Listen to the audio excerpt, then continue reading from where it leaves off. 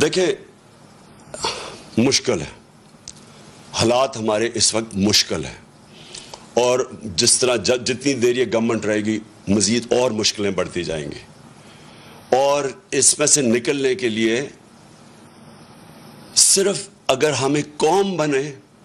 قوم ہی نکل سکتی ہے۔ دیکھیں یہ میں آپ کو سمجھانے کی کوشش کر رہا ہوں کہ قوم اور ہجوم میں بڑا فرق ہوتا ہے۔ جب ایک قوم بن جاتی ہے تو وہ جب مل کے 22 کروڑ لوگ جب مل کے فیصلہ کرتے ہیں کہ ہم نے مثلا اپنے قرضے اتارنے ہیں،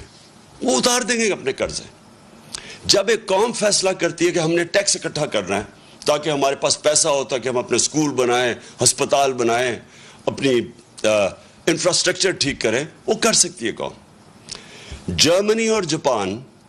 دوسری جنگ عظیم کے بعد بالکل ختم ہو گئی تھی،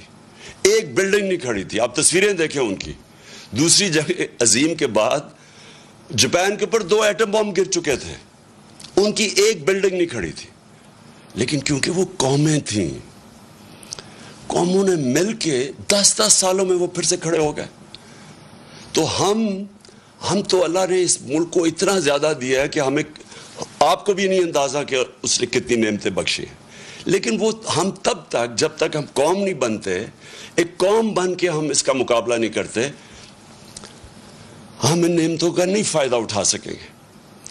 ہم جب، مجھے بڑی اچھی طرح یاد ہے جب زلزلہ آیا پاکستان میں 2005 اور 2010 میں جب سیلاب آیا، کیونکہ میں کام کر رہا تھا، ریلیف ورک کر رہا تھا، میں لوگوں کے بیچ میں تھا، تو اگر دیکھنا تھا، اگر اس کی آپ کو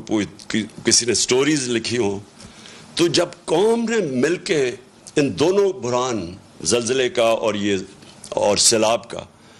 ہمیں کوئی، سیلاب میں تو ہمیں امداد بھی کسی نے نہیں دی۔